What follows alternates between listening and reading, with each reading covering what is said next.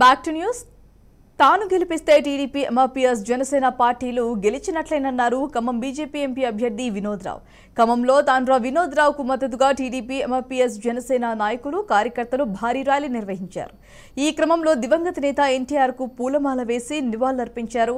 అన్ని రంగాల్లో ఖమ్మం అభివృద్ధి చెందేలా ముందుకు వెళ్తామని, జిల్లాలో సరైన ఐటీ కంపెనీలు, విద్యాలయాలు లేవని, తనకు ఒక్క అవకాశం ఇస్తే జిల్లాను అన్ని విధాలా అభివృద్ధి చేస్తానని హామీ ఇచ్చారు తాండ్ర వినోద్ రావు.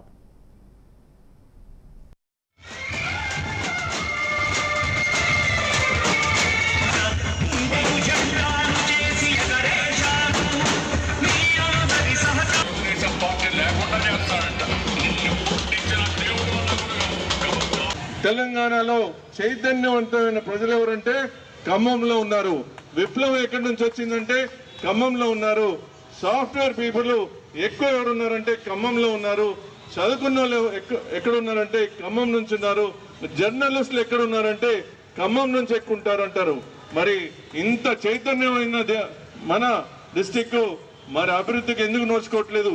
స్వార్థ పూరితమైన రాజకీయవేత్తలు వచ్చి మనని పాలించి మన ఓట్లు దొంగ మాటలతోటి తీసుకొని అభివృద్ధి చేయట్లేదు.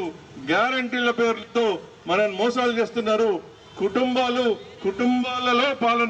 కుటుంబాలతో పాలన చేసుకుంటూ అయితే వారి కొడుకి, భార్య గారికి, లేకపోతే పక్క డిస్ట్రిక్ట్ నుంచి తెచ్చుకొని వియ్యంకుడికి ఇస్తున్నారు. మరి మన గురించి పట్టించుకోరా?